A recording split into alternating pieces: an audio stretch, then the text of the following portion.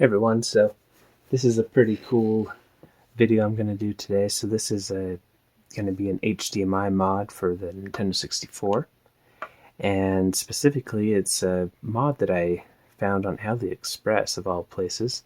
It only costs about $40, whereas the N64 Digital that I installed, if you saw that video, although it wasn't Spanish, so maybe you didn't see it, but that mod costs, like with shipping and everything, like $226 about.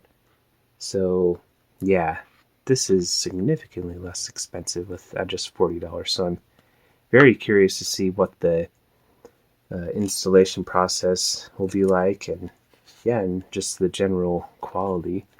Yeah, so it comes in this nice little white box here, and you can see here's the actual chip here.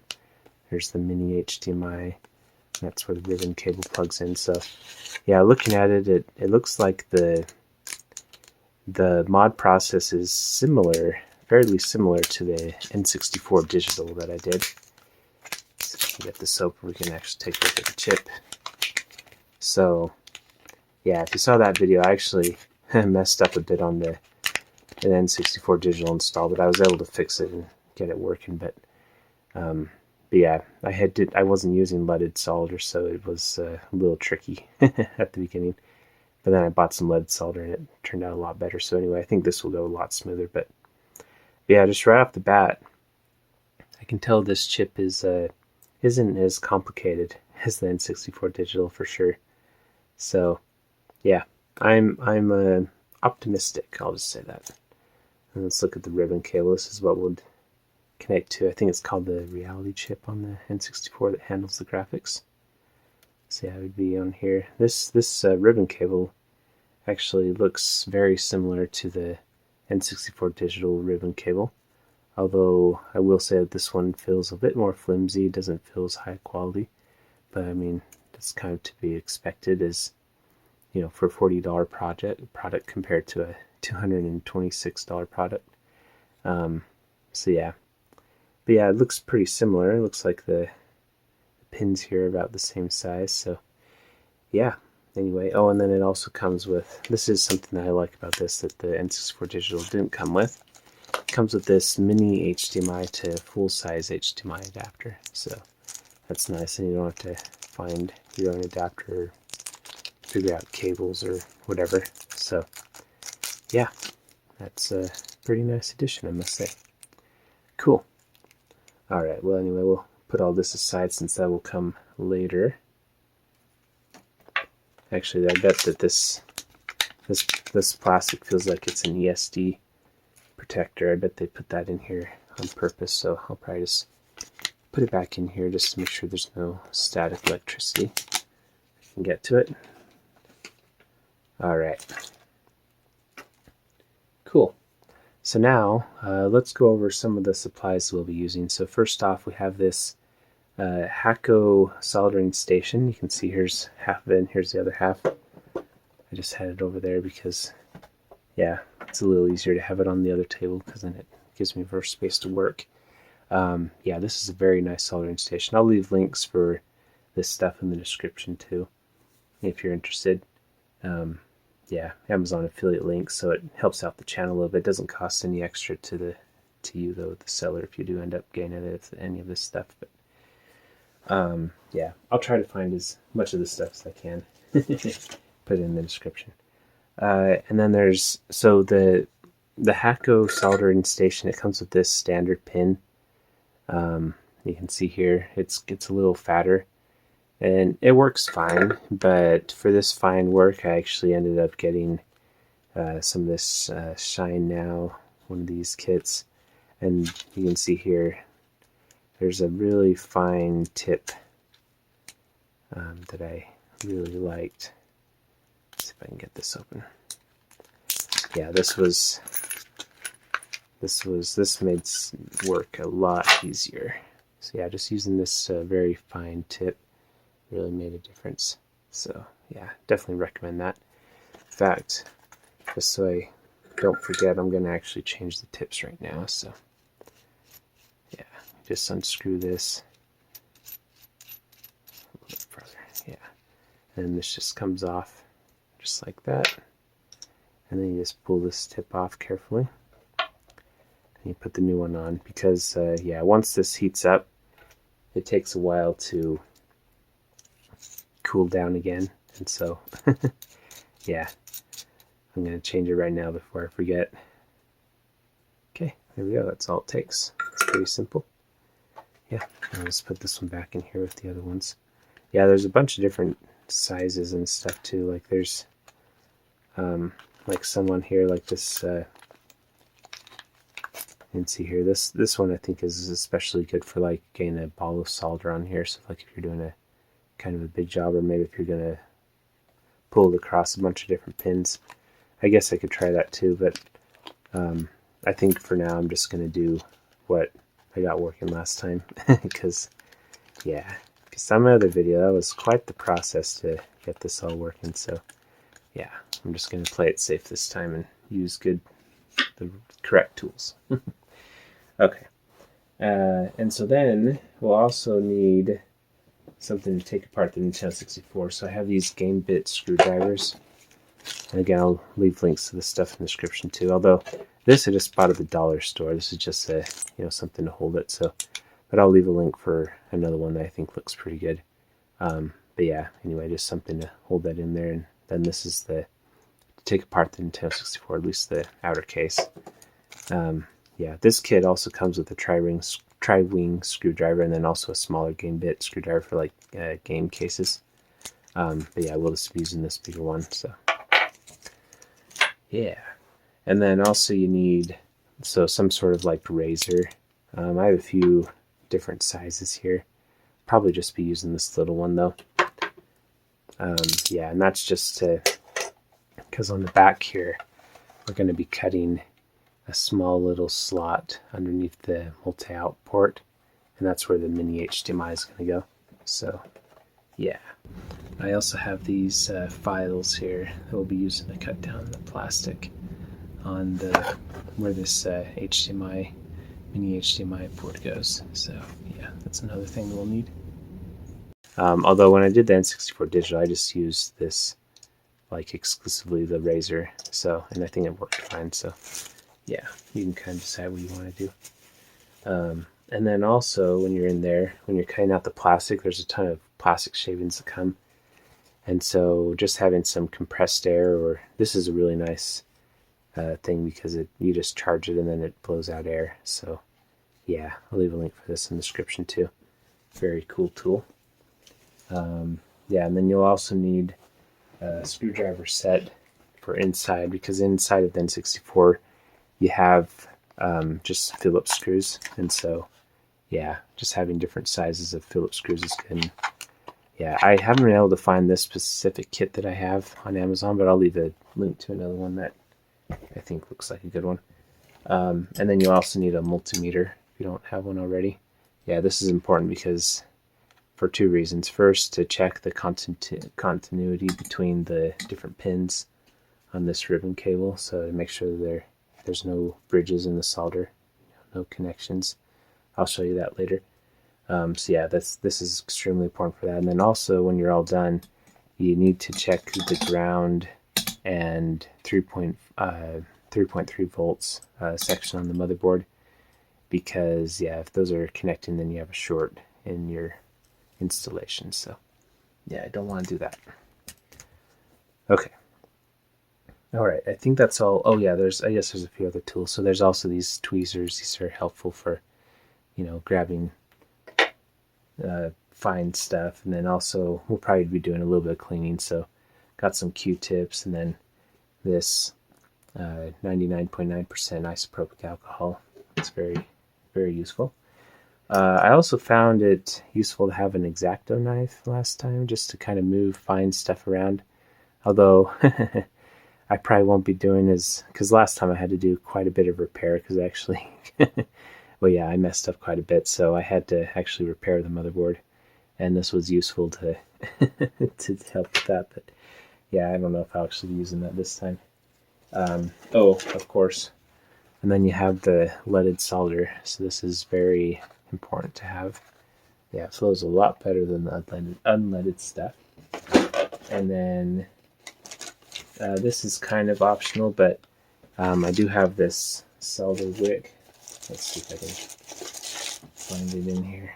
A box of stuff. Okay, yeah, here we go. So, yeah, this is desoldering wick. If you do have any bridges in the pins, this is useful to get those out. Although, with the leaded solder, we can probably just take it off with just the iron and just kind of smooth it out if we do get any bridges. And then there's also this known clean paste flux, so this is useful sometimes. And then actually I also have this no clean pen, so this is just liquid flux. This was actually very, very useful last time, and yeah, I think actually this time, where I hopefully won't make as many mistakes, I'll probably just use this over this. So yeah, this is a very useful product. And then this is also for desoldering, so you just put this on wherever you're going to desolder, and then yeah, you heat up the solder and then it sucks it up like that. So yeah, pretty cool little tool there. Let's see, I think that's everything. I'm trying to remember if there's anything else we'll need. I'm sure if there's anything else it'll come up. Oh, I guess there is this. I actually ended up not using this last time just because I had this pen, but if you want to, you can get a huge bottle of liquid flux. Yeah, this is probably a little overkill. Well, definitely overkill for this project, but yeah, I guess it'll be good for for future products. Oh, look at that. So to say flux, it's fundente líquido. Huh. That's interesting. I didn't know how to say that in Spanish in the other video, so that's good to know. Fundente. Learned a new word. All right. Okay, so let's go ahead and get started by taking apart the Nintendo 64. So to take, oh, almost forgot. This is also very helpful, this helping hand. Yeah, I definitely recommend one of these too, because as you can see, you can grab different stuff, you know, so you can put a ribbon cable in there if you need to. Although actually on this install, what I found most helpful was just this, it's not a microscope, it's a, oh, why can't I think of the English word? Lupa. Lupo. Oh my goodness. Magnifying glass. There we go. Okay, so this magnifying glass is extremely helpful because, yeah, you can see the fine solder points. It really does a good job of magnifying. Then also there's a light on the bottom, so it really brightens everything up. And you can change the brightness level too. So, yeah, this has been a very, very useful tool on a bunch of products that I've done. Or projects, I mean. Yeah, I'll leave a link to that in the description as well. But yeah, anyway, let's just move this back a little bit though for now, because yeah, taking apart the Nintendo 64. So I can move some of these tools away that we'll be using later on. Okay. Alright. So to take apart the Nintendo 64, it's pretty simple. All you gotta do is just take out, I think there's 6 screws on the back here. 1, 2, 3, 4, 5, 6. Yeah. See how this. Grab your game bit screwdriver. See this. Yeah, there we go. It's in there all the way. Yeah. So anyway, just got. I guess I can pause the video while I take this out. But yeah, there's just this one, this one, this one, this one, this one, and this one to take out. And oh, and actually, before I forget to, it's a good idea to take out the memory or the jumper pack here. So yeah, I actually have a tool to take this out, but I don't remember where I put it, so I'll just use the the little case. But you can also use like a kitchen knife if you're careful, and yeah, just something to get it under here to kind of, yeah, there we go, get that to come out. Yeah, this one still has the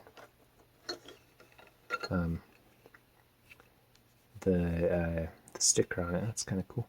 Oh, and by the way, I should also mention that this mod will work with any version of the Nintendo 64. So yeah, this particular one is a launch Nintendo 64, at least pretty close to launch.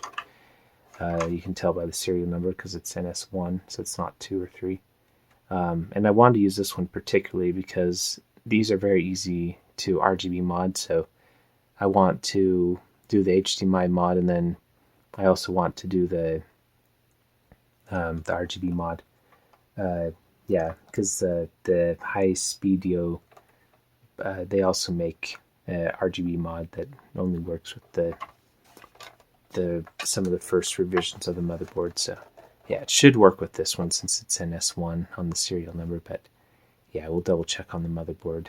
But yeah, anyway, I'll pause the video while I take out these 6 screws. 1, 2, 3, 4, 5, 6. Yeah, here we go. Okay, there we go. I loosened all these screws, and actually I already took 2 out. I just wanted to show you this little trick. So if you do have a magnetized screwdriver, it kind of makes it nice. This is one my dad gave me. But yeah, you can just put it on there, and then it just pulls the screws right out. Oh, and then also it should be mentioned that these little feet just come off, so yeah, just goes in a safe place. Yeah, and all these screws are the same size too, by the way, so you don't have to worry about them, getting mixed up or whatever. Yeah, and actually I think I'm gonna probably just put these screws in a different area, just like in a little cup or something, so I don't lose them. So yeah, that's the worst when you have to go and track down screws. Yeah. Alright, there we go. Okay, great. Yeah, and then with that, we can flip it back over, and then it'll should just pop right off. Kind of pry it just a tiny bit, but yeah, there we go. Okay, so yeah, that's why it's important to take out the memory pack first, because otherwise that will come out with the console, and it just kind of makes it harder to pull off. So yeah, anyway. Alright, so now just looking in here, this console actually does look pretty dusty, so yeah, we'll probably be doing a bit of a cleaning here too when we're all done putting it back together. Yeah, in fact, actually, since this top part is a little dirty, I think I'll probably clean it right now, just so we try not to get dust on the actual motherboard. So since it's all covered right now, so what I'm going to do is I'm just going to take some of these Q-tips here with the isopropyl alcohol. I'm just going to go around here and just clean off some of this dust and see all that nasty stuff that's coming off here, and clean around these switches as well. So anyway, you can, this step is kind of optional, obviously, so you can, if you're using this as like a tutorial, you can decide if you want to do this or not. Yeah, even this plastic is pretty nasty. So anyway, I probably won't clean the plastic necessarily, because we can probably, that can be cleaned later, like with some water and some soap. Maybe I'll do that, because yeah, this 64 has definitely been used quite a bit, you can tell. So anyway, I'll pause the video while I clean some of this dust out. Okay, there we go. Got it cleaned up a little bit more. Ended up using a paper towel to get some of this stuff on here, because yeah, there was just a ton of dust. Yeah, you can see some of these Q-tips too, how black they got. Anyway, I think I got most of it off. It's not perfect, definitely, but yeah, it's good enough for now. Okay, so now what we're going to do is we're going to take our screwdriver here, and we're just going to unscrew some of these screws. So yeah, for most of these screws I can just use this bigger screwdriver. It has the magnetic tip on it. So yeah, anyway, I guess I can just show you the screws I'm gonna do. So so yeah, so there's this one, there's one right here, and there's this one, this one, this one, this one, this one, this one. Basically the screws that are on the outside.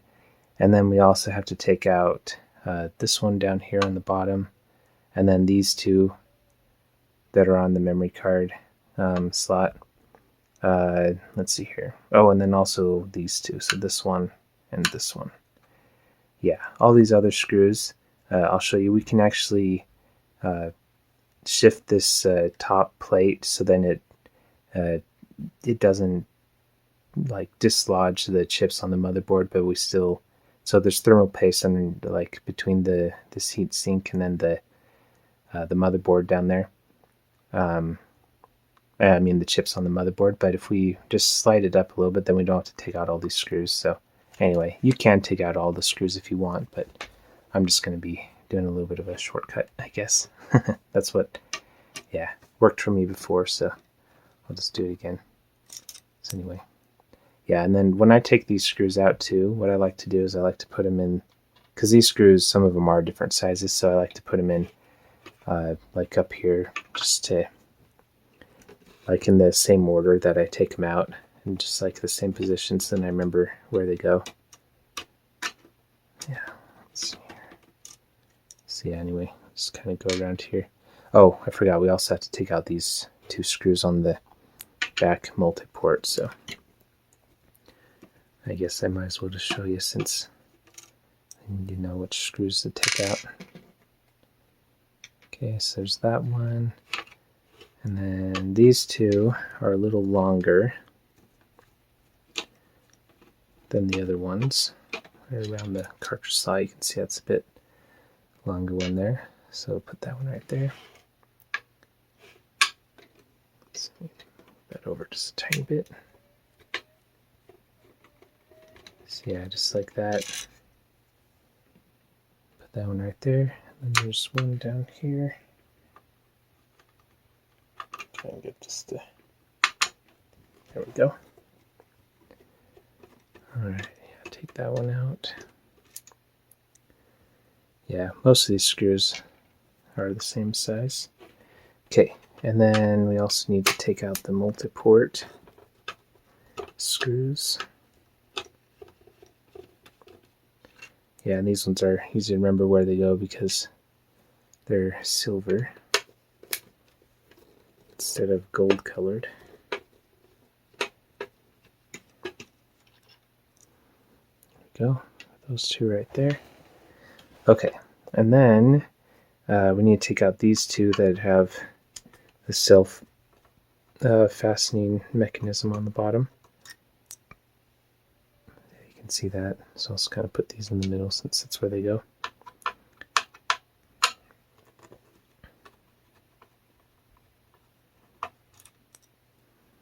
Okay, oh, I almost forgot this screw down here on the bottom right middle.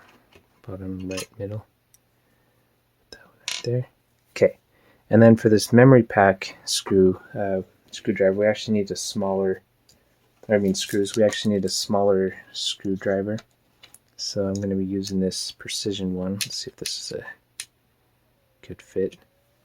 Yeah, the trick is just finding the right fit on this stuff so you don't strip out the screws. Let's see if this one is better. Yeah, that's a pretty tight fit, so yeah, I really like this screwdriver kit.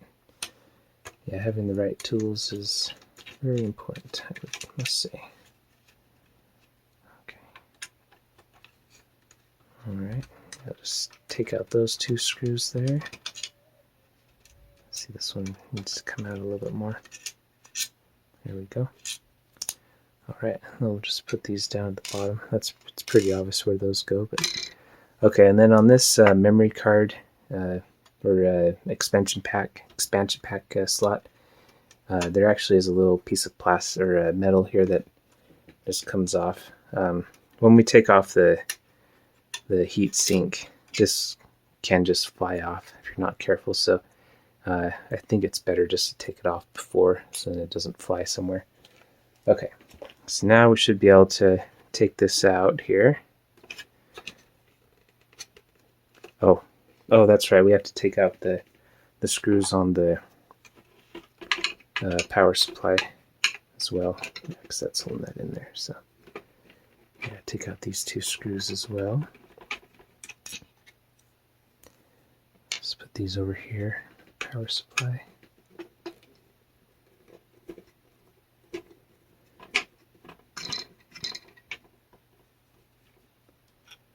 we go. Okay, now we should be good to just take this off. Oh, I missed a screw right there. It was kind of hidden. So yeah, if it doesn't come off right away, then don't force it. I found that almost like 99% of the time, well, maybe not 99, but say like 70% of the time, if it doesn't come off easily, just in general for electronics, then it's because you missed a screw somewhere. Sometimes it's just a hard thing to take off, but yeah, see, now it comes right up. Okay, there you go. So there's the actual Nintendo 64. Yeah, and you can see how dirty this plastic is. So we'll take this and wash it off with soap and water in just a second here.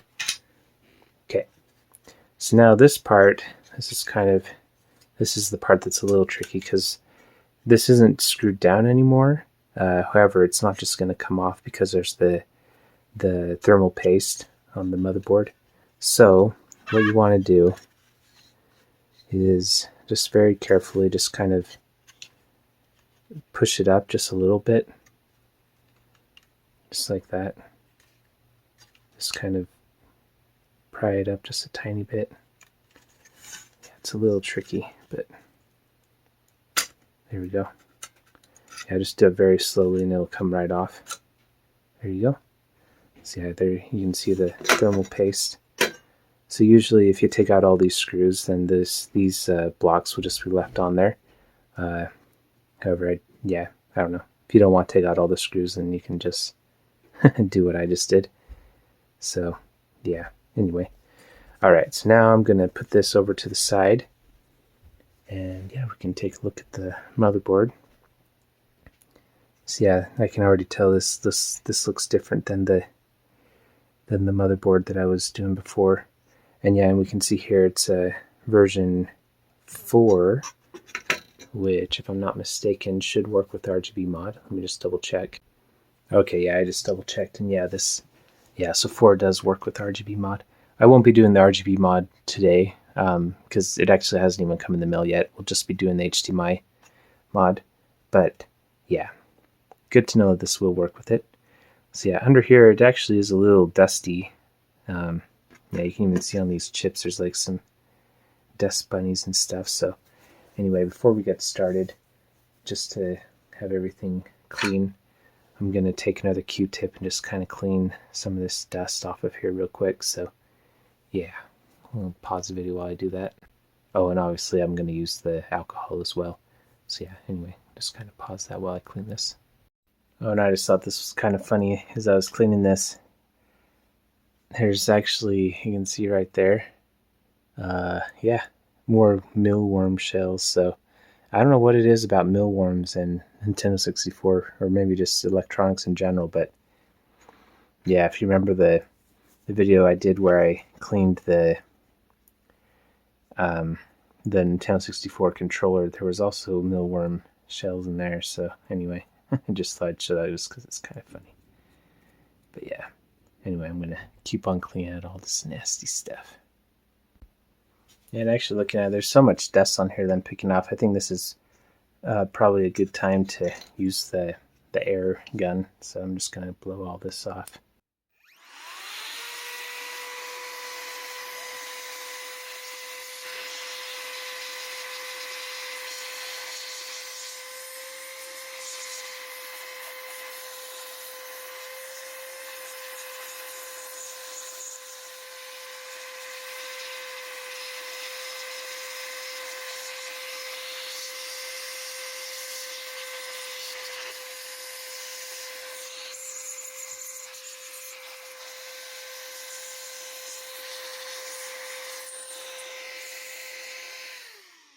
There we go.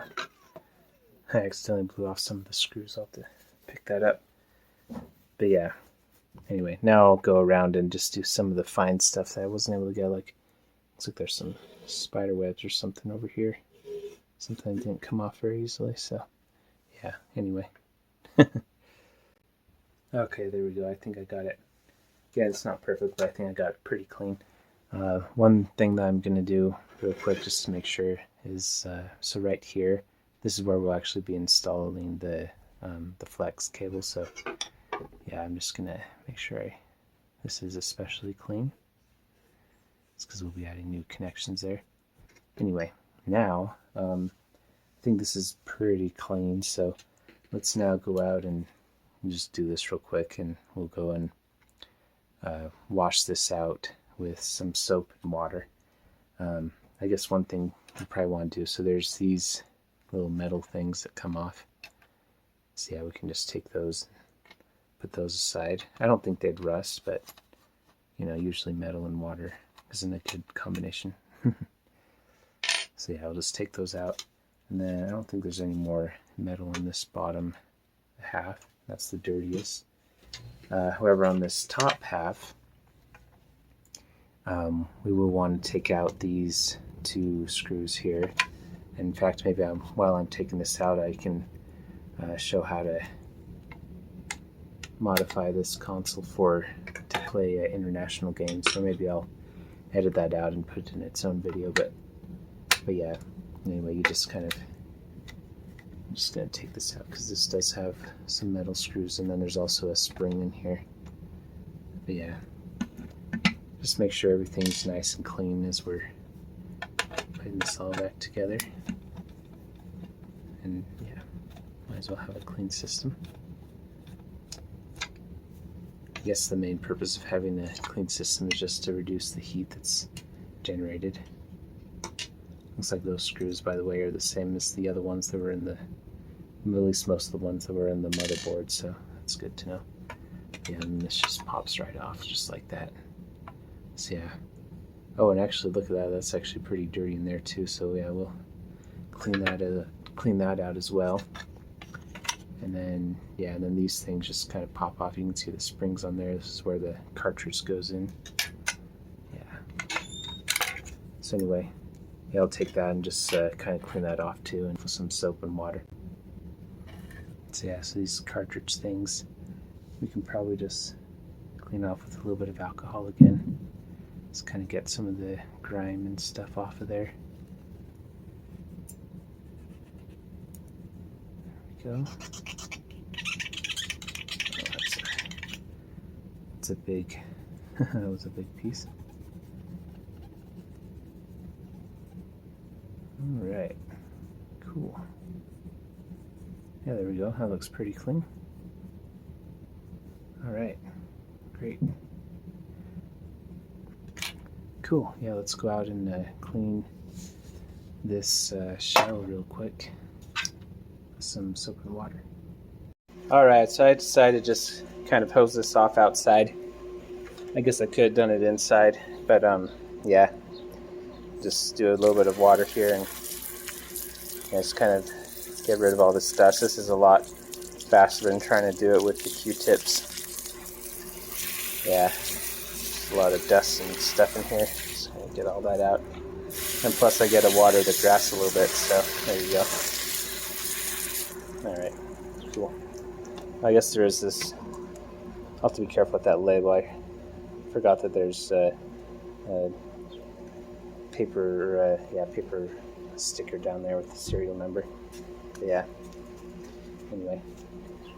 I actually don't know if I grabbed some soap, but I think it's actually coming off pretty good with just the water, so yeah, it's not baked on there too much.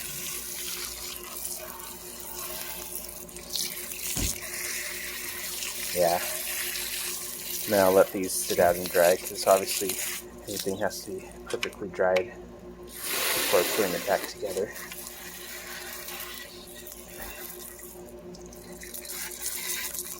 Cool. Alright. Yeah, great. That looks pretty good.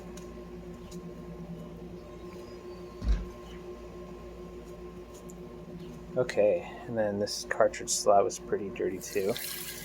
I actually think I might use some soap on this because this is a bit more caked on here, so I'll just pour a little soap on there. And then got this rag. Just kind of use that to clean it off here a little bit. Yeah.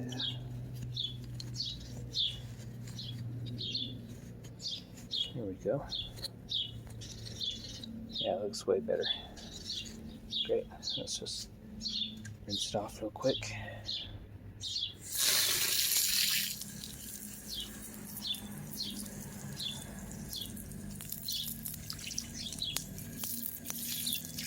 Alright, there we go. Cool. Now I'll just put these out to dry in the sun. And then, yeah, it should be all dry by the time we're ready to put everything back together. Alright, so I left them out to dry a little bit. Yeah, for a few hours. Yeah, look like they're pretty dry. Oh, looks like we got a little friend and it's trying to live inside here. Go on. Nice. Let's see if there's anything on this one. Nope.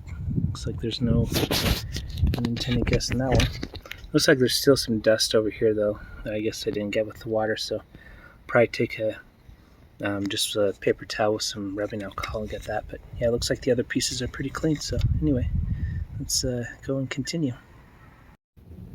Okay, so now let's actually install the ribbon cable. So, and I think actually what I'm going to do is I'm going to take this off of the bottom of the N64 again. So when you do this, make sure you're not doing it on carpet or something that could have static electricity. Make sure you're doing it on like a piece of wood or like some plastic or, you know, something like that. Just because, yeah, any static electricity can be fatal for your Nintendo 64. So, yeah, just avoid that. Just avoid that static electricity. Okay. Okay, so setting up our soldering station, we already changed the tip on the iron to the fine one, and then we're going to add some water into this sponge bay. So yeah, just going to pour some water in here real quick. That'll be for cleaning our iron. Yeah, just fill that up a little bit. Okay, now let's turn on our iron. I don't remember what temperature I had it at before. Let's see. Yeah, the nice thing about this Hakko is that it heats up really quickly. Yeah, and it's really easy to see what temperature you're at. So it looks like I had it set to 700, which is probably okay for what we're doing today. Especially with this smaller tip, I feel like you have to have a bit of a higher temperature just to have it heat up all the way to the end. Yeah. Now if you do need to change the temperature on here, what you have to do is you want to hold down the enter button, and then that lets you go through here, and then you can change to, you know, 800 I guess is maybe what the highest temperature is. Maybe you could do 899 or something, I'm not sure. But anyway, let's do 700, and then you go through here, and then you can change the other values as well. But yeah, and you just keep on pushing enter until it stops blinking. Yeah, that's how that works. It's pretty simple. Yeah, so anyway, let's go back and start to actually pin this ribbon cable down. Okay, so I just wanted to show the orientation of the Nintendo 64 that I have. Yeah, so it's just facing like its right side towards me with the AV port on the bottom. And so yeah, so that's pretty important. And then the chip that we're going to be working on is this one with the red circle around it. And yeah, I think it's called the Reality Creation chip. I'm not entirely sure on that. And then specifically we're going to be working where the smaller purple circle is, or oval, I guess. Yeah, we're working on those pins. But yeah, anyway, I just wanted to show that real quick. And then when we're done, this is what the install is going to look like. So yeah, I just wanted to give you an overview of where we're going. And yeah, since you've already seen where we've been. And yeah, I'll show you one more picture of it being done here. Yeah, this is on the side again. So yeah, so oh, and by the way, I should also mention that your motherboard may look different. So this is an earlier model, but like if you have a fantastic N64 or just one of the later revisions, then like some of the components underneath the ribbon cable will probably look a little different. The traces may look different too. But yeah, but the chip here will be the same. So yeah, no worries on that. So anyway, let's go ahead and get started. Okay, all right, let's just take a look at this. Actually, looks like my iron is a little dirty, so I'm just gonna clean it off real quick over here with this water. Just like that. And then there's also this, you probably can't see it, but move this back just a tiny bit. But yeah, there's this stuff up here too. So yeah, this is good for getting off old solder and stuff. Yeah, it looks a little better. Yeah, because on this mod, really it's like hardly any solder at all you want to use. These pins are so small. They look bigger in the magnifying glass, but let's grab our no clean flex. We're using that big bottle or the gel stuff, where I'm going to be using this this pen here, just because it's easy to get a little bit of out, get a little bit out. So yeah, so what I'm going to do is what I like to do is I actually put a little bit, or pull, so how this pen works is you push it down. Oh, you can't see. So you push it down on something and then a little bit of flux comes out. So that's what I'm going to do on this container that we had the water in. Just push that down a little bit just to get a little bit of flux there flowing. And yeah, then you just just kind of run it across here a little bit. So yeah, just get a little bit of flux on there, just like that. Yeah, and I always put the lid back on so it doesn't dry up. Okay.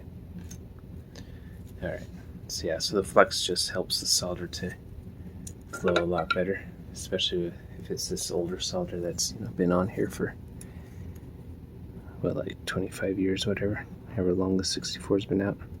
Alright, so the trick is you want to install this ribbon cable starting from pin 6 to pin 25.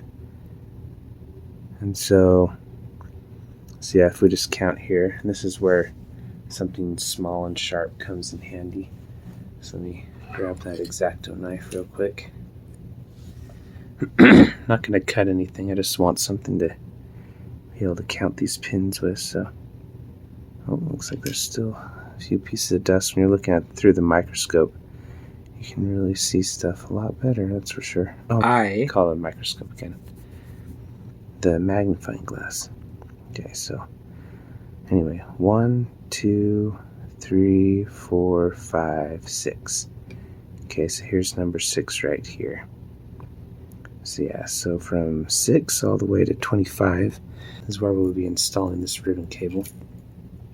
What I'm going to do is I'm actually just going to grab a tiny bit of fresh solder. Let's see, where's my end here? Oh, here it is. So yeah, here I have my leaded solder. So I'm just going to break off a little piece here. There we go. Okay. So yeah, I'm just going to put a very tiny bit on the tip of my iron. So yeah, if you can get it to pin down without doing this, it might be a little better, because then you don't have to worry about putting too much on there and bridging stuff. Yeah, I'm just going to put a tiny bit on here. Yeah, and actually I'm going to do it kind of away from the motherboard, because sometimes this stuff spills down. I don't want little drops of solder on the board. So yeah, I'm just going to grab a tiny bit.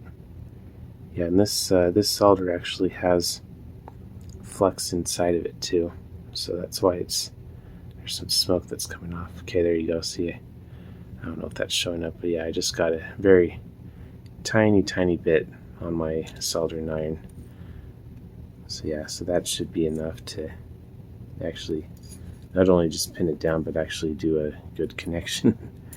Yeah, it's really hardly any solder that is used here. Yeah, and you want to line it, you want to have it on where the solder is on the bottom of the feet. Yeah, I want to get this lined up perfectly, because it's like the same measure twice, cut once. So yeah, measure 20 times, solder once.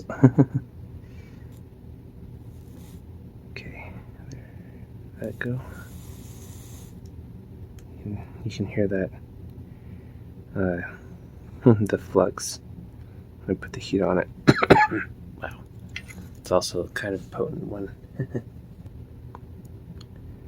1, 2, 3, 4, 5, 6. Okay. Move this over just a tiny bit to line these up perfectly. Okay. All right. So I'll put that one in there.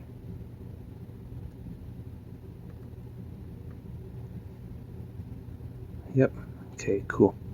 So now it's tacked down there on 6. And let's also do 25 just to have a secure connection. Okay, so let's just put a little bit on 25 here. Yeah, so nice and slow. Okay, so now 25 should be pinned down. Alright, cool. So now I don't have to hold it and then have my wiggly fingers. Okay, cool. Alright, so from now on it should be a little bit easier. So yeah, you can see even just that little bit of solder was almost enough for both of those pins. I'll probably put a little bit more on 25, or maybe I'll just even heat it up a little bit. But yeah, really it's like almost nothing that you're putting on here. It's a lot more than, or a lot less than what you would think. So yeah, and see, that's exactly why I didn't want to do this directly over the motherboard, because then see there's a piece of solder that fell down there in the magnifying glass. So yeah, you don't want straight pieces of metal or solder on your board because that can cause shorts. Okay, and then I'm actually going to add a bit more flux here on the top of the ribbon cable, just to, yeah, have that on the top there, help the solder flow better. Okay.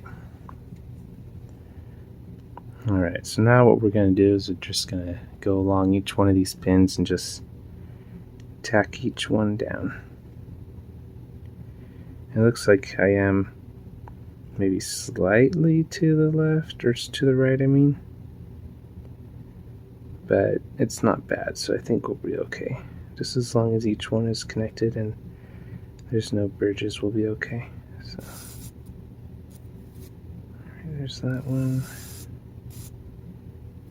Yeah, just gonna go along each one of these. Yep. Okay, looks like we'll need a little bit more solder now.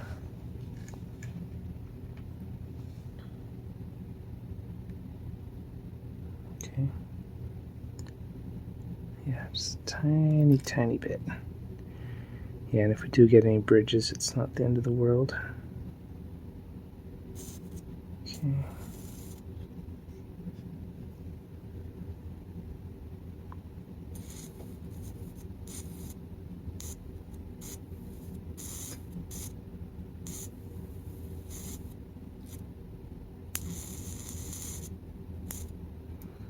Alright, this is so far going pretty smoothly.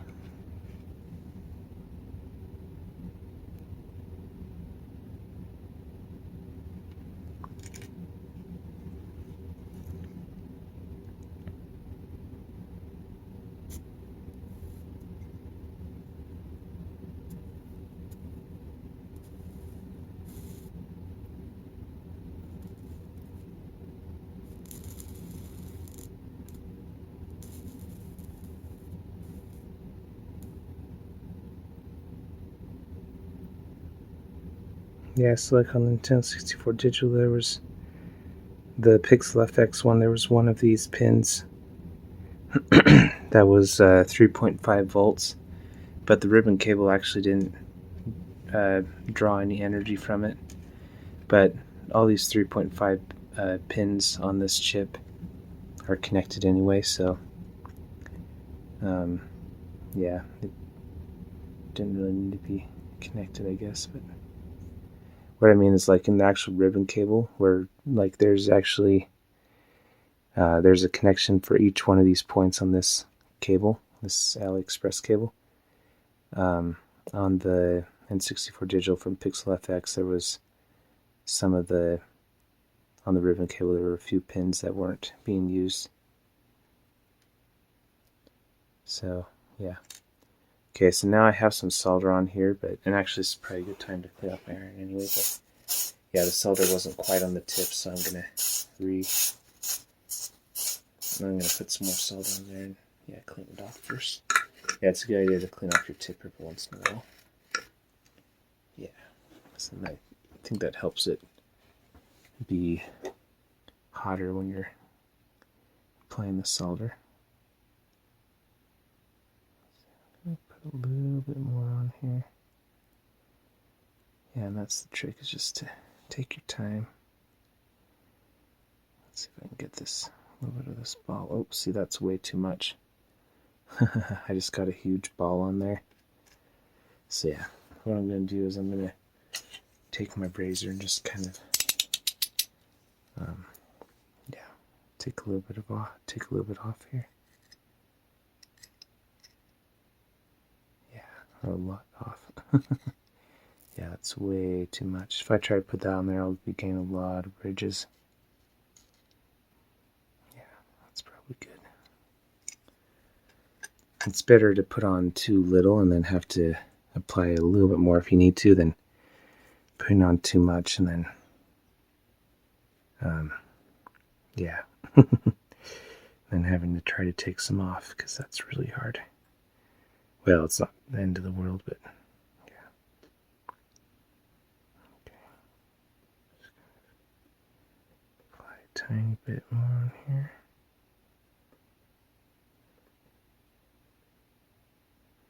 Yeah, and there's different ways to do this too. I've seen people where they just drag it across all of them. I guess that would probably work too if you're using flux. But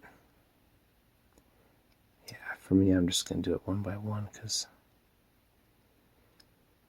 I just like to do it slow, and then yeah, hopefully just not have any bridges.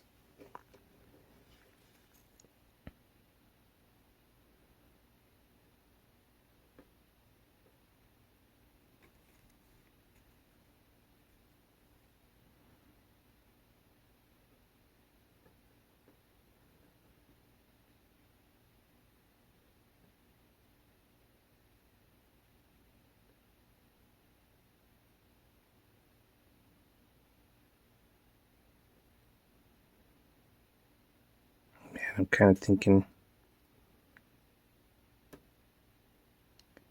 since it's like slightly to the right, but it's still covering the pins. Probably should have just moved it a little bit to the left, but I think this will be okay. Alright, so I think I've got most of these pinned down.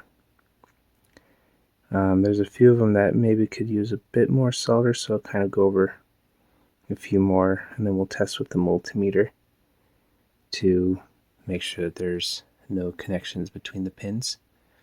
And yeah, so I'm going to pause the video real quick while I just kind of touch this up a bit. Okay, there we go. I went over that a bit more, and yeah, just made sure there was no solder on there. Let me zoom up here, and I'll hopefully give you a better view of what's going on here. Oops, this is a little tricky. There we go. So yeah, looks like there's no pins that are bridged there. Oops, let me set this up. Okay, there we go. That's a little better. Okay, but now just to be sure, we're going to take our multimeter. Oh, and now that I have this set up, I should have showed this before. Can I show it here? No. Okay, well, I'll set it up again. That's okay, but I wanted to show you how I have this multimeter set up, so let's just take this up for a second here. Okay, so yeah, so here's the multimeter. So I want to have this in continuity setting, so I'm going to turn it down here to this symbol, and then I'm going to turn it on. And so basically this will tell us if there's a direct connection between two pieces of metal. So like, for example, if I touch these two pins together, then there's a direct connection. It goes almost all the way down to 0. Oh, and by the way, you want to have this plugged into, so the black needs to be in COM and then the red needs to be in this V ohm milliamp, whatever, just not into the 10A DC port. But yeah, then when you put two pieces of metal together, then yeah, it shows if they're connected or not. Whereas, you know, obviously this isn't metal, but you know, if we put it here, then it's not going to show us connected. So anyway, that's what we're going to do. So we're going to test each one of these pins, make sure that there's no bridges between adjacent pins. So now let's see if I can set this up again. Okay. All right, there we go. That wasn't too bad, I guess. All right. Okay. So I'm just going to bring the multimeter off to the side. I guess you probably won't be able to see it, but you'll be able to see what I'm doing here with the pins. So again, I'm just looking at these numbers on the multimeter. I'm just going to make sure that none of them say that they're connected here. So first I'm going to start with this one on the side, and I'm going to do this one. And nope, that's coming up as reading as a 1. So let's do these two. Okay, that's coming up as a 5. 5 is fine, just as long as it's not 0, because I mean, some of these, they'll be connected through other components, so it doesn't have to be a perfect 0 to be not connected. But yeah, we're just going to go across all of these. Just make sure none of them are showing as being connected. So that one's a 300, that one's a 500 about. Yeah, just as long as none of them are 0, we should be good.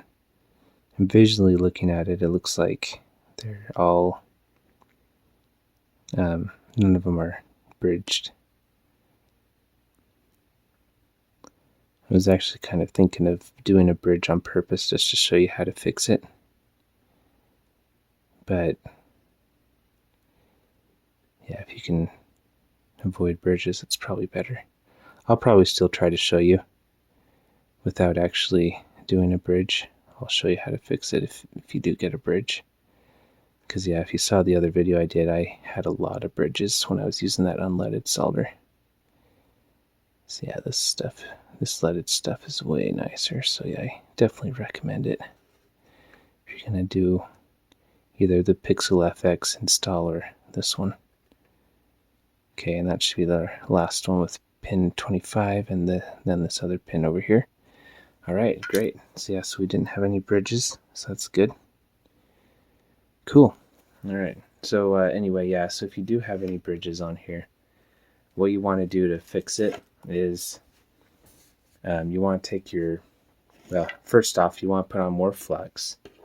Okay, so you want to grab your flux pen or whatever you're using, put on some more flux, and then make sure you clean off your soldering iron.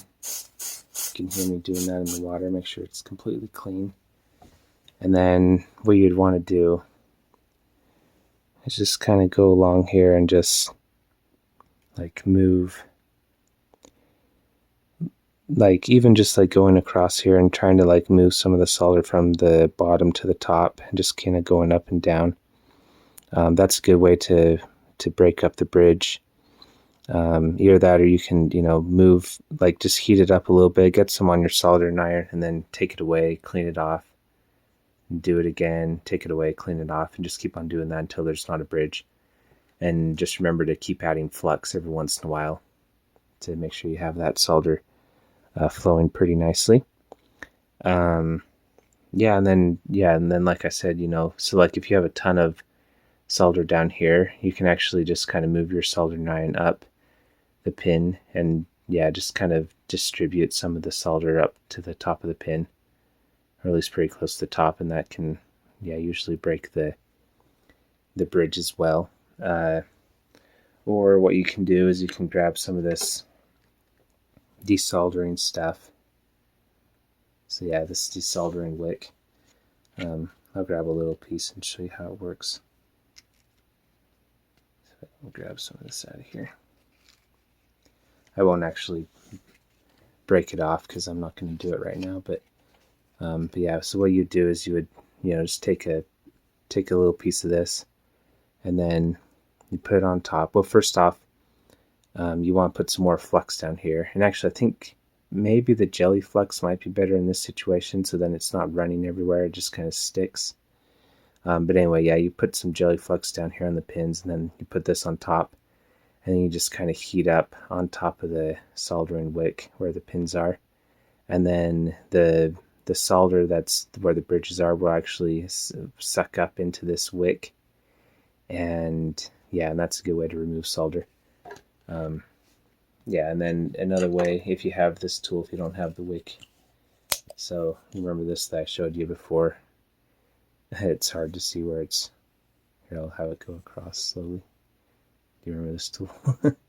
Anyway, so when you push this button, it will suck up solder. So it's a little tricky one that's so small. It doesn't really work that well, but you can try it. But anyway, you would go along here, heat up the solder, and then you push the button, and then it sucks it up. Yeah, it works better when it's larger. But yeah, you could try to use that if you want. But anyway, that's how you fix if you have any bridges. And yeah, so it's really not the end of the world if you have bridges. Just remember to not add very much soldering. If you need a little bit more, just add a tiny bit more. But anyway, I think at this point we should be good to continue on with the installation, because I think this looks pretty good right now. So now what we're going to do is we're going to connect the 5-volt wire, and then also another wire that goes off to another chip, which I'm not entirely sure what it does, but I kind of think it might have to do with the controller inputs. So anyway, let me show you. Let me set up the camera and I'll show you what that looks like. Okay, there we go. I think we can see that now. Alright, so basically it's just this cable right here. So what we're going to want to do is just kind of bend this over, just like that. Yeah, if you've gotten this far, you can kind of take a breather, because the rest of this isn't nearly as tricky. Yeah, and actually it looks like I'm kind of going off the picture of there's an AliExpress on there when you buy the item, that kind of shows pictures of how they installed it. And I don't think it really matters, but I think they actually bent it. Let's see here. No, they have it bent up like this. But anyway, basically the point is that you want this to be connected to this 5 volts right here. I actually think this ribbon cable is a little shorter than what they're showing on the AliExpress. I wonder if you're supposed to cut it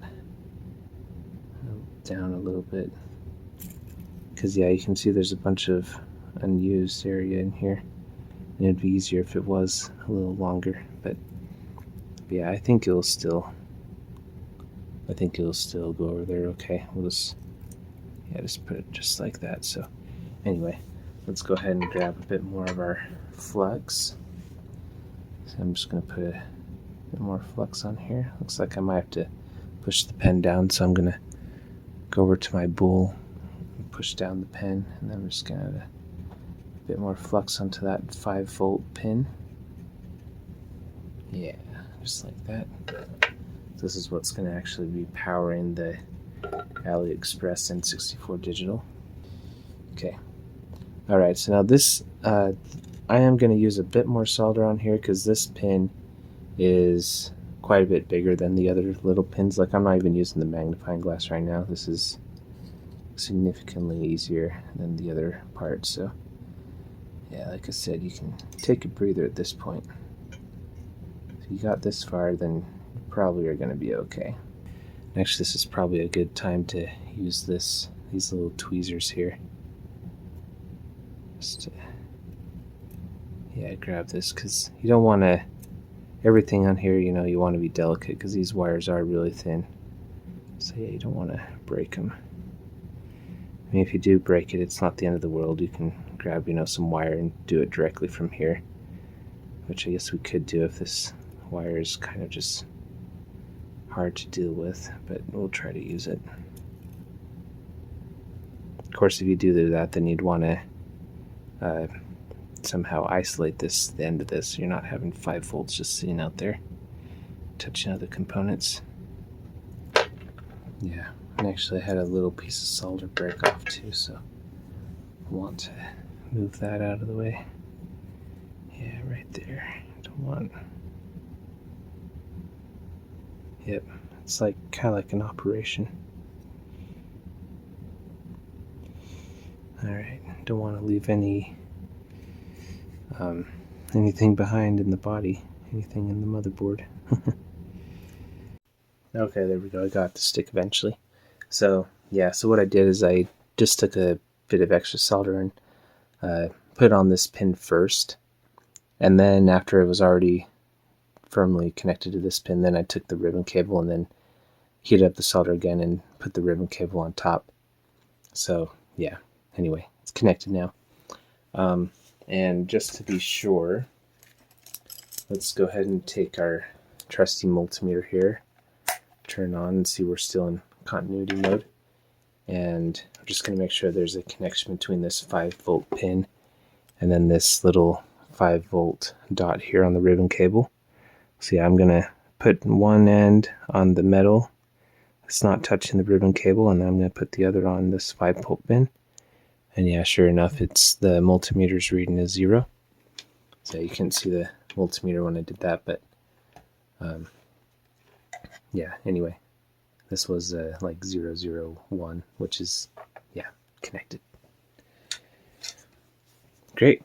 All right, so now the next thing we're going to want to do is we're going to want to connect this other cable down here to this pin. And let me just double check to see. Oh, let me change the camera so you can see it better. Okay, there we go. All right, so we're going to want to connect this cable to, here's my X-Acto knife, there it is.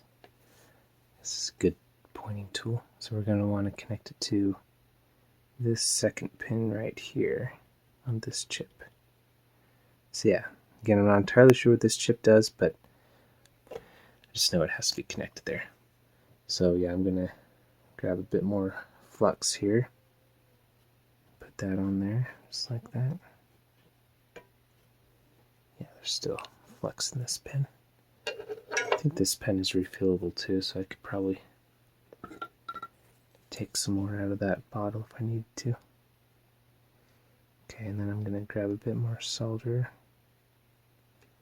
Oh, that's too much. So these pins are a little bigger than the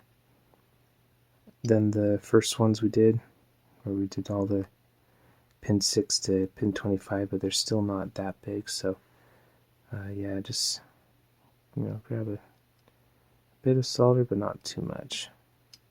You can kind of see what I'm doing here. I'm grabbing some of the extra solder I had on this knife. Okay, so yeah, so I'm just going to put a tiny bit on here on this pin, yeah, just like that. Just kind of tin the pin a little bit so it's easier to make that connection. So that's what seemed to work on the other one. So yeah, there we go. Alright, grab my soldering iron here. Okay. Alright, so now use these tweezers again. I'll be careful too not to touch the plastic, like on the controller ports and stuff, and on the reset button. Yeah, the soldering iron will melt that, so yeah, be very careful what you're touching this with.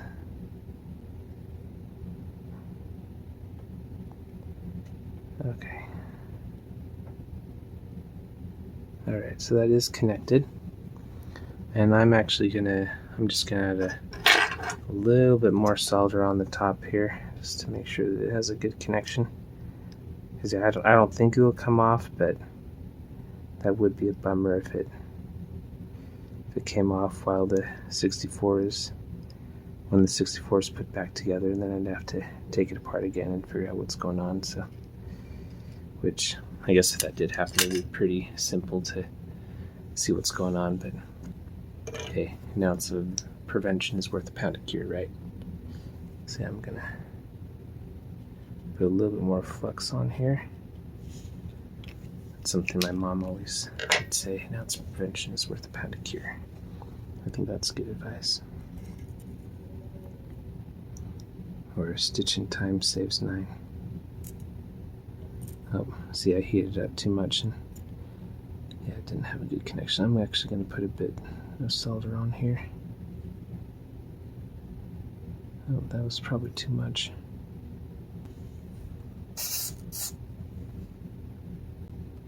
Okay. Took off a little bit more solder. Okay.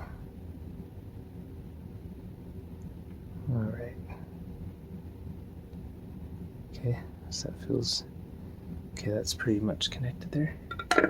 So now, I'm going to take our multimeter again, continuity setting, and just going to check these adjacent pins to make sure there's no bridges and no extra metal connecting here. Okay, that one's not connected. That one's not. And we'll just do one more just to be sure. Yeah, okay, we're good. Okay, great. It looks like there's a little extra piece of plastic here. I'll just leave it on there, but yeah, that's probably just a manufacturing error. But anyway, yeah, so let's go on to the next part. Okay, so now that we got all that soldered on there, now we're going to start to take a look at the plastic here. So now we're to the part we're going to cut a little piece right here for the mini HDMI port. So let me go ahead and grab the chip. Okay, let's see. I'm just going to put this over here for now, since we'll be putting that in just a second. Okay. So yeah, so here's the bottom plastic of the Nintendo 64. And here's the HDMI mod chip. So yeah, so this is just going to fit in just like this. And on the N64Digital from PixelFX, I actually had to cut away some of this plastic here too. But yeah, hopefully we don't have to do that with this. Yeah, it looks like it's actually going down okay. So yeah, so that's good.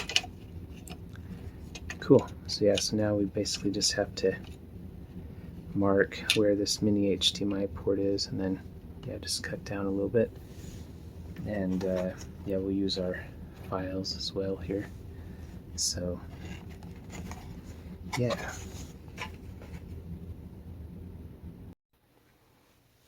So yeah, so first, so to start, what we're going to do is, this is actually another time when the X-Acto knife will come in handy, because I'm just going to make a slight little mark here where the edge of the HDMI is, so then I kind of have a general idea of where to start cutting.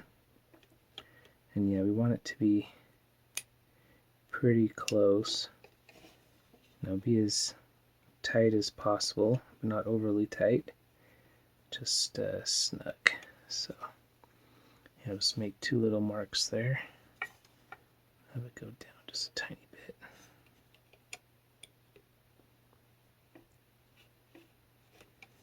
Yeah, just like that. Cool. Alright, so that's roughly where the HDMI port's going to be. Just have it right here on the edge. And yeah, okay, that looks pretty good. So we'll take this out, put this over here. Alright, so now to get in here, I guess you have several different options. You can either use a razor like I was saying before, or yeah, got these at Lowe's. I don't think you can buy this particular set on Amazon, but yeah, I'll try to find another one though that seems to look like a good one if you want to buy something on Amazon. Yeah, let me open these up real quick. Okay, yeah, so there's a few different sizes of the files, but yeah, I'm just going to use this one. So yeah, just kind of file this away. You can see it comes off pretty easy. And then yeah, once it gets down a little bit farther, because obviously you don't want to go too far, but yeah, once it gets down, then I'll pull this out and then kind of measure to make sure that it's about this length, because you see this will set right here on the plastic. So yeah, just file this down just a little bit. Was this like a 1/4 of an inch or whatever? So I don't know. Anyway, yeah, so I'm going to file this down and then we'll get it to fit in there. Okay, there you go. So yeah, you can see I filed it out there and now it's fitting in there pretty nicely. Yeah, so a good test is you just want to make sure that this is, you know, perfectly flat with this plastic up here. And you can even take the multi-out plastic and see there and just kind of push it down slightly, and it shouldn't be much pressure in there. Yeah, ideally not very much gap in between here where the HDMI port is in the plastic. So there is one thing too on this chip I noticed is so you can see back here there's this little foam. And there's this is actually a sticky foam, so if you take this off, then you can actually stick it down here. And I wouldn't do this until you're all done cutting, because yeah, I don't know how. Yeah, I guess it's not terribly sticky, but yeah, it's easier to test before you take that off, because then it's, you know, once it's sticky on there, then it's a little harder to get off. But yeah, let's see if we can get this to go down again. Yeah, it's a little tight of a fit, but I didn't really feel like I need to necessarily cut any of this stuff over here. I guess we'll find out if it, when we test with our multimeter, if we're having ground between the 3.3 volts on the motherboard and ground, if we have a continuity between those, then we might have to think about cutting something here to make it go down a bit farther. But yeah, hopefully this is okay. So yeah, so the N64 Digital from PixelFX, the chip actually sits all the way down on the plastic. But yeah, this one is held up just a tiny bit with that foam. So yeah, it's a slightly different installation process here. But yeah, that foam is actually, I think, kind of keeping it up a little bit, but hopefully it's not so far up that it touches the bottom of the motherboard, creating a short basically. So yeah, anyway, that should be pretty good. So yeah, let's go ahead and put on the motherboard, and yeah, we'll test for ground, and then and then plug in the ribbon cable too, and yeah, then we'll turn it on and see if it works.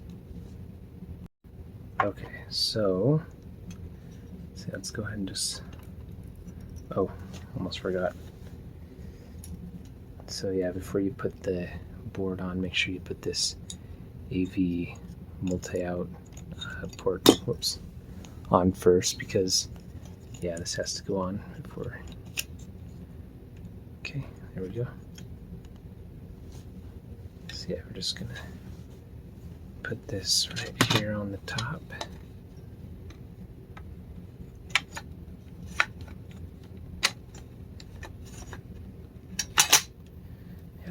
There we go. So yeah, let's see if we can see if it's touching here. Just a visual inspection. It's a little hard to tell, but looks like it might be. Yeah, it looks like it might be touching on one of those chips, but maybe not. Before we plug in the ribbon cable, let's go ahead and test between the 3.3 volt area and ground. Make sure that that's not connecting. So yeah, so here we got our multimeter again, continuity node. Need to move this stuff out of the way. I think we're done soldering at this point. So okay. So yeah, so we're gonna See, I'm pretty sure it's these points here, and then this is ground. See, it looks like we're not connected right now, so that's good. But whereas this one should be ground, yeah, and you can see that's connected. You can see on this multimeter, the numbers changed to almost 0. So yes, this is ground, so that's obviously connected. And then this is 3.3 volts. And yeah, that's coming up as 302. So yeah, we should be good.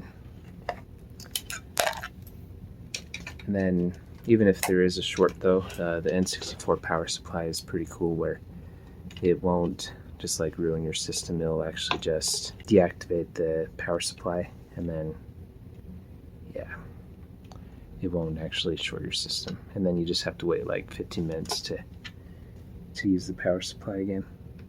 Okay, now, yeah, and then it works fine. Assuming you're using original first party power supply. Using a third party one, no guarantees. Yeah, at least the first party ones, that's the way they've worked. So I am going to try one thing, so I'm going to simulate as if this were being held down by the screws. So I'm just going to test for continuity one more time here. Oh, actually that's even, yeah, now we're getting continuity in the like 792, so that's even less continuity than before. So yeah, so that's good. So yeah, I think we should be okay then right now. Let's see, now we just have to connect the ribbon cable. Okay, and you can see in my phone, or sorry, on my iPad, so these are the instructions in AliExpress. And yeah, it's kind of interesting because they're showing just having the ribbon cable go off here to the side and then bending down to connect. Whereas the N64Digital from PixelFX, it actually goes over here and then you bend it, and then it goes down and then it bends again and then it clips into the to the board here. But yeah, so there's an opening here, whoops, that it goes into. And so yeah, it looks like they're just wanting you to put it across here, across the this metal which is ground, which I guess is fine because I mean it's in plastic. The only thing I'm a little worried about is that then it's clamping down on this ribbon cable, but I mean it is pretty thin, so maybe it'll be okay. But anyway, I'll kind of play around with it a bit, and if I can figure out a way to make it go this way, maybe I'll do it that way. But not, then we'll just do it the way they're doing it here, and hopefully it works out. Okay, yeah, so I was kind of playing with it a little bit, and you know, you might be able to bend it this way. So then, yeah, something like that. But then we'd have to bend it back here, and then it's actually facing the wrong way. So yeah, you can see here's where the ribbon cable has to go in, and it's facing like the mouth is facing forward, like a plain Nintendo. And so yeah, so it's whereas on the N64Digital, so it wraps around here, and then this it clips in just like this right here. And so yeah, it's just a different orientation on this mod kit. So yeah, I think we will put it down this way. And I was also taking a closer look at it. It looks like this was meant to be cut because I don't know if it shows up here, but this part actually is cut. It's just that there's a little thin piece of plastic there that probably just didn't get cut in the factory. So I'm actually going to take my X-Acto knife and I'm just going to cut that real quick. So yeah, we're just going to... So I guess this X-Acto knife is coming in handy after all. See how just get a little incision there. Just be careful not to cut the actual wire. There we go. Okay, so yeah, I wanted to cut that because then that will give us some more leeway. Because in the picture, it actually shows them kind of putting it over to the side of these capacitors. So then it just kind of sits down like this. So I guess that's what we'll try to do. And yeah, it'll probably be okay. I don't think that this will touch the top. Probably, hopefully. And I guess I could probably cut off this little piece of plastic too, but I'll just leave it there. It's not doing any harm. I'd hate to cut the actual wire. Okay, yeah, so I think we'll just do it like this. So anyway, so then this metal, this side of the ribbon cable, the connector that has metal on it, that faces down. You can see this side doesn't have metal. So yeah, we're just going to wrap it around here just like this. Yeah, let me see, let me turn it this way, maybe you can see it a little better.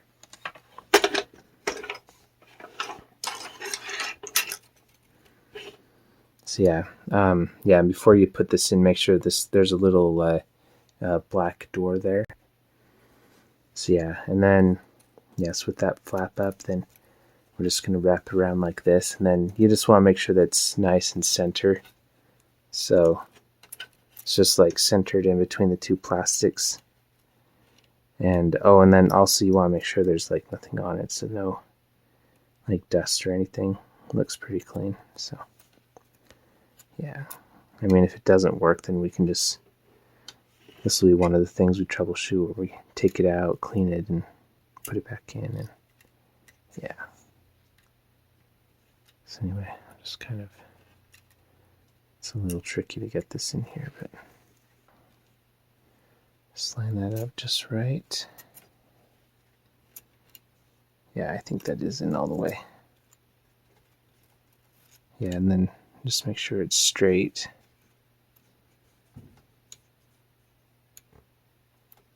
Okay, now I'm going to just take these tweezers and just slightly press it in there a little bit. It'll even grab part of it. Just very slightly press it in there. Yeah, I don't think this one's gonna. This one doesn't really have much resistance going in, so that looks like it's pretty straight. So now I'm just gonna close this little plastic door here, and that'll hold it down. Okay, there we go. All right, so let's just visually inspect everything, because if everything looks good, then I think we should be ready to test. So yeah, you can see here, as long as that looks pretty even, it's not like this side is higher than the other, then it's probably in there okay. But yeah, it looks like everything's pretty good here. Yeah.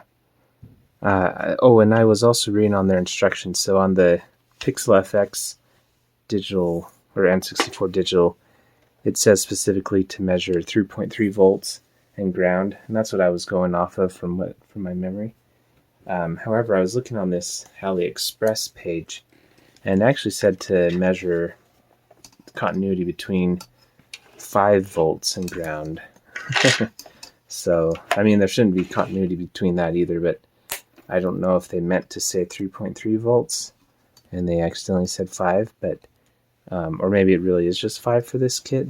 It'd be kind of strange if it's different, because I mean, it's just the chip touching where it's not supposed to. I mean, I guess it could be, but anyway, we'll test both because neither of them should be touching. So yeah, we'll do 3.3 volts first over here. Touch it to this ground. And yeah, you can see that's not connected. It's almost in the 800s. So yeah, nothing close to 0. And then we'll also do the 5 volts right here. We soldered the cable. Touch that to ground. And yeah, that one's even higher. So yeah, neither of them are touching, so that's good. Yeah, and then the one other thing I'm just going to check real quick. I just want to double check, because this one is a little concerning to me just because it's kind of off to the side here, so I'm just going to check for continuity on these pins one more time, since we kind of moved the cable a bit. And yeah, they're not directly connected, so they're connected through this chip, or maybe through components, but it's not a direct connection. So yeah, we should be good. So yeah, let's go ahead and take it over to a TV and we'll test it out. All right. Okay, so now I think I've got everything here to test. So yeah, so we're just gonna plug in the jumper pack here. Yeah, and on the AliExpress it says not to leave the Nintendo 64 on more than an hour. Sorry, an hour. No, do not leave your 64 on for an hour in this state. You'll fry it. Yeah, these chips will get really hot, and yeah, they'll get damaged. Sorry, it says a minute. However, on the N64 Digital instructions, I think it said only like 30 seconds. So yeah, I'm just going to leave it on for, maybe like 10 seconds, as little as I need to, just to get it to, show that something's on. Yeah, make sure you don't put this in backwards, the jumper pack or the expansion pack, whichever one you have. And then I'm going to try out their mini HDMI adapter. Hopefully it works. Hopefully we can plug in composite at the same time. If we can't, then maybe I'll just grab the other adapter that I have, or the actual, yeah, well, yeah, I have another cable that does both. It can do mini and full HDMI, so yeah, I might grab that. Anyway, let's see if we can plug both of these in at the same time. So I'm going to plug the HDMI cord in here. I'm using a monster HDMI cable too. Is it a little overkill? Probably. Do I mind? Not really. Okay, plug that in there. Yeah, it's a good, nice, firm connection there. Okay, let's see if we can plug in composite at the same time. Oh yeah, they do both fit. Great.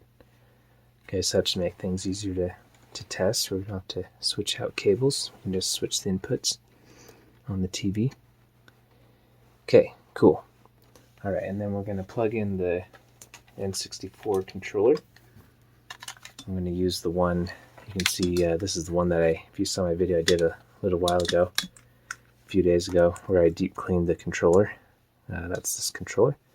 Oh, it looks like this plastic's a little broken. I didn't notice that before. Okay, I'll plug that in there. All right, and then you can see here on the instructions, so it says press the select A plus B buttons. I'm pretty sure they meant start. But yeah, press that for 1 second, and then that will bring up the menu. So yeah, we'll test that out. Okay, and I'm actually going to test composite first. Oh, and actually, that's right. So before we plug in the power, I am going to test one more time for continuity between 3.3 volts and then 5 volts and ground. Because when I was doing the N64 Digital, after I got everything set up, sometimes I move stuff just enough since it's not all screwed down, and yeah, it would cause the 3.5 and ground to be connected again. So I'm just going to double check one more time. Yeah, it's still coming up good, and then we're going to check with 5 volts and ground. Yep. Yeah, so they're not connected, so that's good. Alright, so now I feel confident in connecting the N64 power supply here. And yeah, again, just make sure you don't turn this on more than a few seconds. 30 seconds max. Try to do 15 though. Okay, cool. Alright, so now I'm going to get my TV set up. Okay, so we'll test composite first. I have composite plugged into the side here, which is video 2, supposedly. Alright, so let's see if this turns on.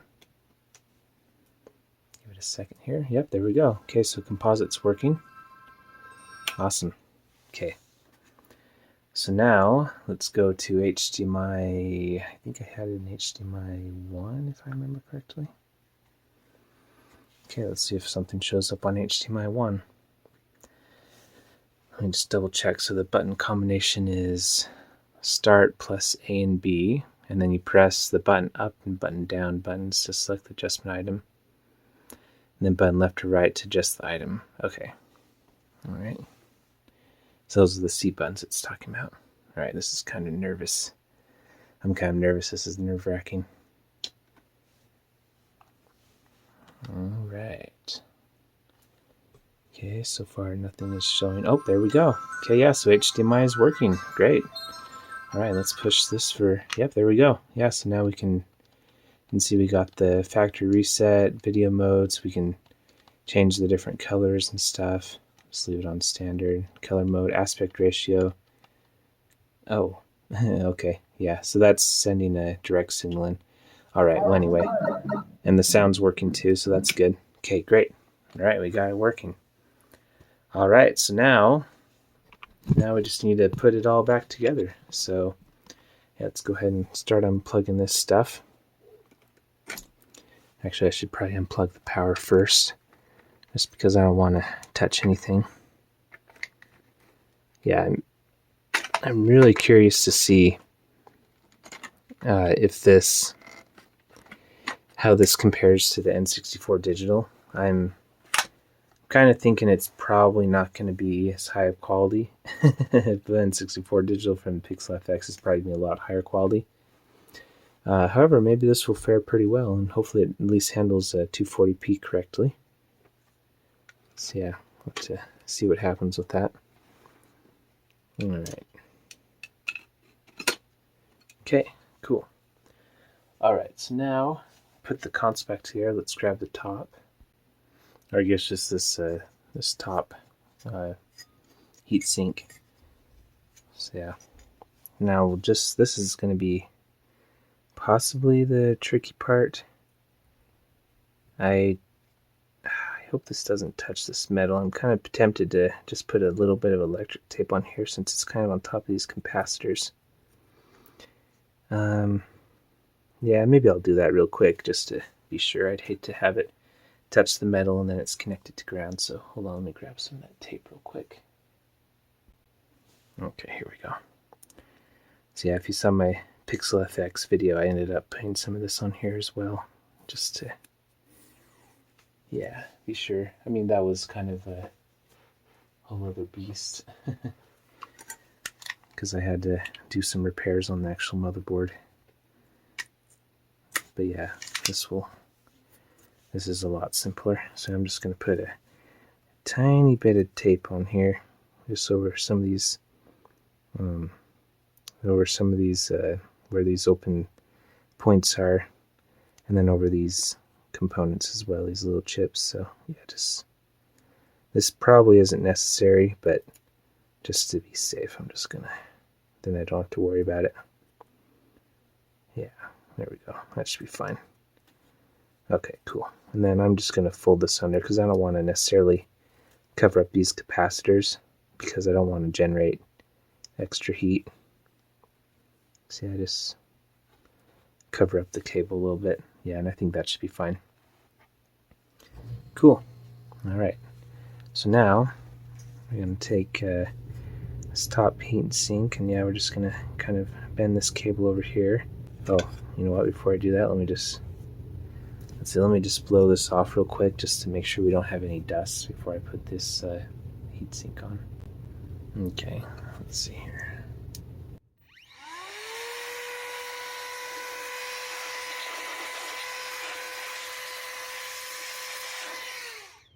Blow in the cartridge slot. Yeah, maybe we should start to, if the game doesn't work, we'll use the blower to blow it out. That might work. Might be a good idea. Alright. Okay, so now I guess we can probably blow off this side too, just in case.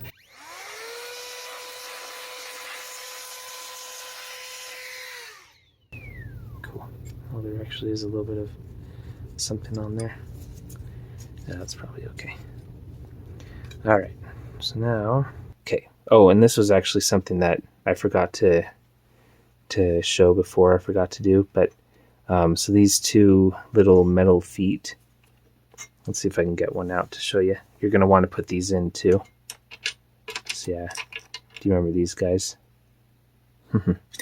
So yeah, so these just go right in here, go in this direction. So there's one that goes on this side. If you remember, we took that out to wash the system. And then same thing on this other side. There's one that goes right here, so you can kind of lift it up a little bit without disturbing the ribbon cable too much. And then yeah, that just goes right there. Okay, cool. And then since we lifted that up, we're gonna test for continuity one more time since we reseated it. So let's see, where do they? There we go. Looking for my my multimeter. Okay, so we're gonna just test this one more time just to make sure we didn't disturb anything. Okay, so that's not connected. And then we'll test their 5 volts as well. Okay, yep, so we're still good. Alright, great. So yeah, probably should have put those in right after I cleaned the case, bottom case, but that's okay. At least we're putting it now before we do all of the screws and everything. Alright, so now we're going to take this and we're going to set it right here on top and just be very careful. And then I'm just going to kind of watch this ribbon cable, make sure it's going off kind of to the side of these capacitors. So it just kind of lays flat, because if you try to lay it over these capacitors, it's going to be a kink right here, and yeah, that's not good for anyone. So, but there's not a lot of tension here going off to the side. So yeah, we're just going to do it just like this.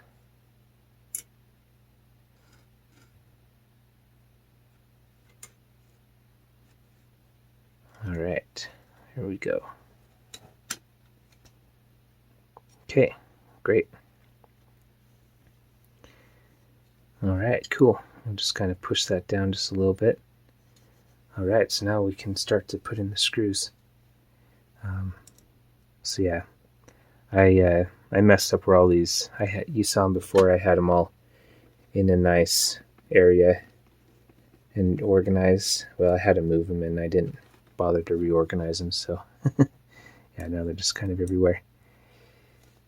Yeah, and then these screws on this side, I'm still gonna do them, you know, not too tight, but maybe just even a tad looser, just because that's where this ribbon cable is. I don't want to put too much pressure on it. I mean, realistically, it's probably fine, but yeah. Okay, so yeah, so these three were all these smaller screws, the common screw, or the screw of the people. And then over here we have these longer screws that go in for the cartridge slot.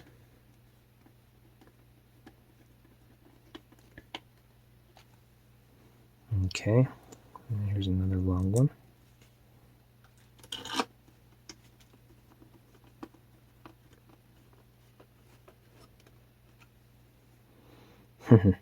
Yeah, I actually did. I already filmed putting in these screws before. This is another short one, by the way. And yeah, I actually had forgot to put in those metal feet on the bottom, and so I had to take all these screws out and then refilm that part. So yeah. Yeah, don't forget that. All right, and then okay, and now we need to put in this expansion pack. I don't know what it's called, but this little metal thing that goes where the expansion pad is. Then there's these little lips too, so those actually fit in to this plastic. So yeah, I'll just fit it in just like that. Okay, and this last short screw goes in this side. This side doesn't have a screw coming from the top because that's where the screw from the bottom comes in. So yeah, the bottom of the case. All right, and now we just have these 4 silver screws here. So yeah, and just remember, all of these you don't want to screw in too tightly, just tight enough.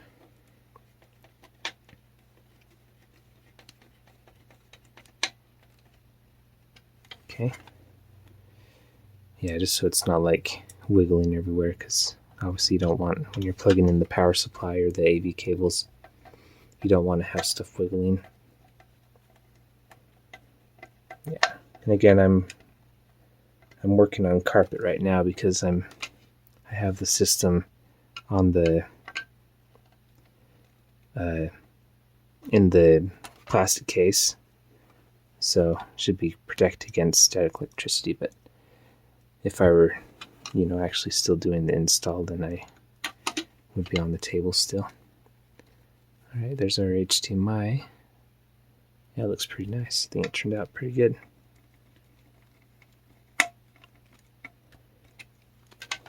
Yeah, I'm really curious to see, once we can turn it on longer than a few seconds, to actually see what the quality looks like. Yeah, because supposedly it outputs a 720p image. Okay. I think this screwdriver isn't quite the right size for these screws, so these screws are a little softer, so it's kind of widening the head a little bit, but it'll probably be okay.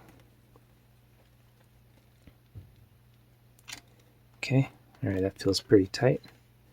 Yeah, there you go, look at that. Nice. It's like the N64 had HDMI the whole time. Okay, great. Alright, cool. So that should be all of our screws and everything. So now we'll put on the... Oh! Looks like I forgot a few internal screws that are over here. Glad I saw those. Okay, so we need to do the jumper pack screws and then also these two self-tightening screws that go on the top. Let's see, let me grab my other screwdriver. Okay. Alright, so yeah, we'll just use this smaller screwdriver again for this, for the expansion pack screws. Okay, there we go. Yeah.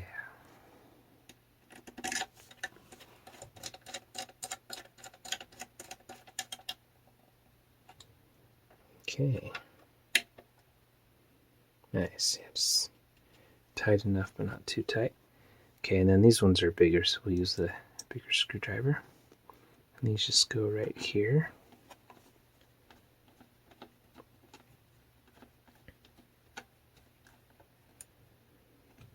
There we go. And same thing on this side. So yeah, we didn't have to take out all of these screws in the middle here, which is pretty nice. But you can if you want. You don't have to disrupt the thermal paste, I guess. Alright, that feels pretty solid now. Okay, cool. Alright, now we can put on the case. Okay, so let's put it back together. This part on the top here, so... Oh, whoops. Let's see here.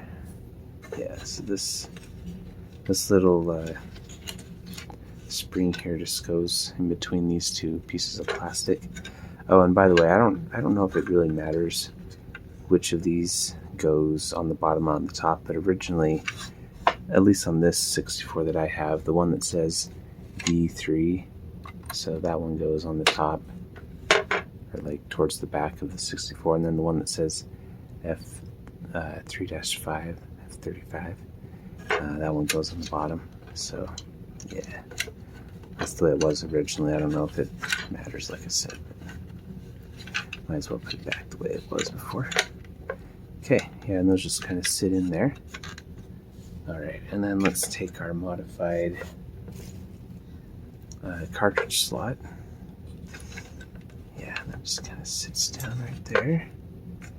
Okay, and let's grab our two screws real quick. Oh, let's see.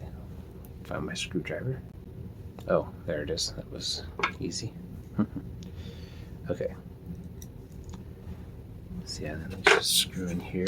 When you're screwing these screws back in, just like anything that's in plastic, this kind of goes without saying, but just don't screw it in too hard because you want to strip out the plastic. Remember, it is just plastic. So you also want it to be firm enough where when you put in a cartridge, then it doesn't wiggle around and stuff. So yeah, screw those two in there real quick.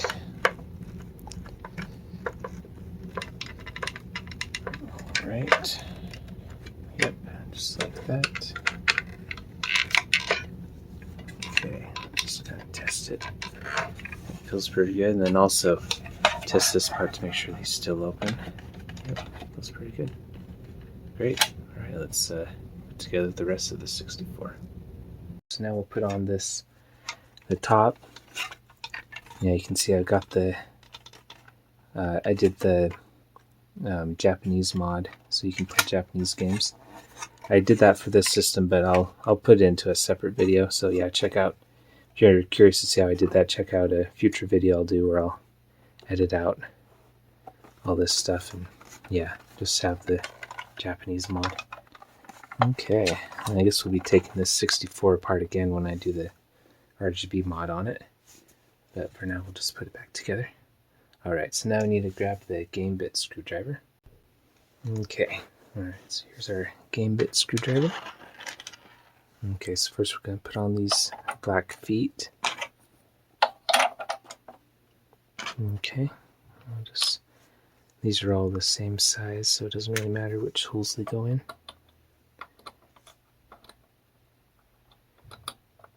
Okay, let's see if I can get this. There we go. So yeah, anyway, I'll pause the video while I put these in, but yeah, there's one here, here, here, here, here, here. So yeah, just 6 of them. So yeah, I'll pause the video while I put these in. Actually, I'll do my special game bit trick. 1, 2, 3. And voila, just like that. All the screws are nice. Cool. Yeah, you can see in there, there's our ribbon cable for the HDMI mod. Yeah, I think that turned out pretty good there. Yeah, nice. Cool. Yeah, those files are definitely the way to go. Alright, so now let's do one more test with it all put back together. I'll put in the jumper pack here. The sticker's still attached. Okay. And this time we don't have to worry about having it on for only a certain amount of time, which is nice. Okay, plug in both of these at the same time. Yeah, I'm kind of really curious to see what the quality is. I don't know, this TV is a little older too, so maybe we'll have to see what we can do with the picture. Yeah, I think it'll be okay though. And then this time, I'm actually going to use this cool blue retro adapter. And I'll be using the wireless Nintendo Switch Online controller. Yeah, check out my other video if you want to see how awesome that thing is. Alright, let's go ahead and test it out. Okay, so we'll do composite again. First, just to make sure that's still working. Let's see here. Alright, don't have a signal right now. We'll try blowing on the game. There we go. Blowing works. Cool. Alright, we've got our controller here connected. Alright, so yeah, this is a good baseline. So yeah, I can already kind of tell that it's a little grainy here on composite. Definitely doesn't look the greatest on this TV. Not as good as it does on the CRT for sure. Alright, so anyway, so now we should be able to just switch directly over to HDMI and it should just be working. So we'll go to HDMI 1. Takes a second to connect here. There we go. So yeah, it looks pretty good. Okay, so I actually decided to move the testing into another video. So yeah, stay tuned for that future video. Yes, we'll be testing it more thoroughly, and then also it'll be more like an official review. But yeah, so far, first impressions is it seems pretty cool. We'll have to see if it's as high of quality as the N64 Digital from PixelFX. So far, from what I've seen from the limited menu, it doesn't seem like it will be, but we'll have to, yeah, make sure you're subscribed so you can see how that turns out.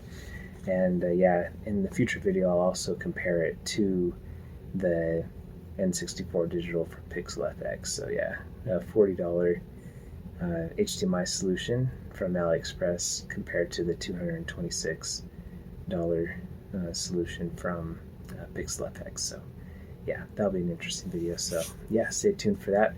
But yeah, overall, yeah, the installation wasn't too bad. Yeah, just make sure you have the right tools. Boy, that sure made a huge difference. I spent way too many hours doing the N64 Digital because I didn't have the right tools. So, but yeah, this time it was a cinch. Really, yeah, just a small fraction of the time I spent on this one. So yeah, I'll leave a link to all the tools that you'll need in the description. And yeah, I think that should do it. So yeah, thanks for watching. And yeah, again, have any comments or whatever, let me know, or any questions or suggestions, anything. And yeah, I guess we'll talk to you later. Thanks for watching. Bye.